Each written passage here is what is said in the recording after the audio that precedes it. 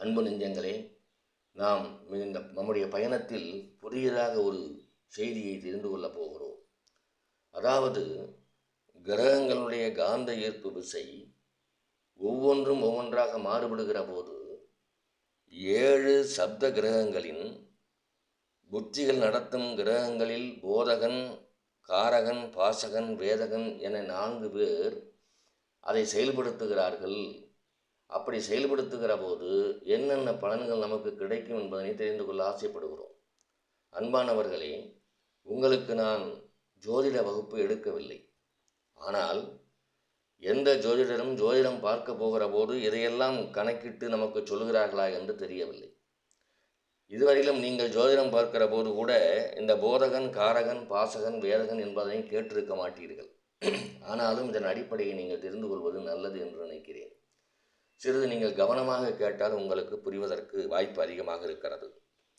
அதாவது, ஒவ்வொரு திசா புத்தியிலும் புத்தி நடத்துகிறவன் அந்த புத்தி நடத்துகிற கிரகம் போதகனாக இருக்கிறானா, காரகனாக இருக்கிறானா, பாசகனாக இருக்கிறானா, வேதகனாக இருக்கிறானா என்று பார்க்க வேண்டும். அப்படி இருக்கின்றவர்கள் நமக்கு என்ன சொல்லுகிறார்கள், என்ன செய்கிறார்கள் என்று நாம் பார்க்க இருக்கிறோம்.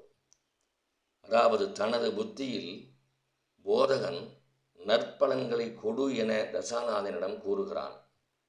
தனது புத்தியில் காரகன் நற்பலன்களுக்கு தசாநாதனுக்கு ஆதாரமாக இருக்கிறான்.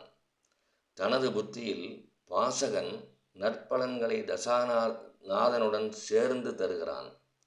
தனது புத்தியில் வேதகன் நற்பலன்களை தரவிடாமல் தசாநாதனை கெடுத்து விடுகிறான். எனவே வேதகன் தவிர மற்றவர்கள் தசாநாதனுக்கு 6, 8, 12 மறையக்கூடாது. இப்படி சொன்னால் இன்னும் விளக்கமாக புரியும். அதாவது, யார் யார் போதகன், யார் யார் காரகன், யார் யார் பாசகன், யார் யார் வேதகன் என்று பார்க்கிறோம். சூரிய மகாதசைக்கு செவ்வாய் புத்தி போதகன். போதிக்கும் போதகனை இப்பொழுது நாம் தொடர்ந்து பார்ப்போம். போதகன் என்பவன் யார்? எந்தெந்த மகாதசிக்கு யார் யார் போதகனாக இருக்கிறார்கள்? சூரிய மகாதசிக்கு செவ்வாய் புத்தி, சந்திர மகாதசிக்கு செவ்வாய் புத்தி, செவ்வாய் மகாதசிக்கு சந்திர புத்தி, புதன் மகாதசிக்கு குரு புத்தி, குரு மகாதசிக்கு செவ்வாய் புத்தி, சுக்கிர மகாதசிக்கு குரு புத்தி, சனி மகாதசிக்கு சந்திரன் புத்தி. இவர்கள் போதகன்.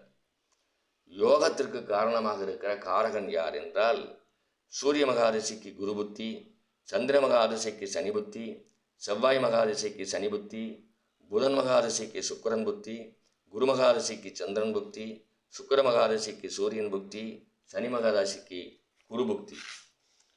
பாசமுள்ள பாசகனாக யார் இருக்கிறார்கள் என்றால், அதாவது சூரிய மகாதசைக்கு சனி புத்தி, சந்திர மகாதசைக்கு சுக்கிரன் புத்தி, செவ்வாய் மகாதசைக்கு சூரியன் புத்தி, புதன் மகாதசைக்கு சந்திரன் புத்தி, குரு மகாதசைக்கு சனி புத்தி, சுக்கிர மகாதசிக்கு புதன் புத்தி, சனி மகாதசிக்கு சுக்கிரன் புத்தி.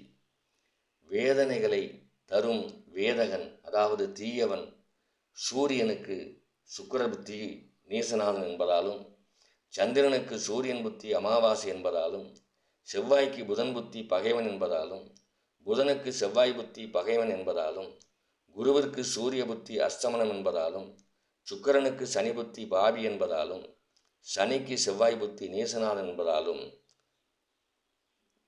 வேதனை செய்கின்ற வேதகனாக இருக்கிறான். கிரகங்கள் பேசுமா என்று நீங்கள் கேட்கலாம்.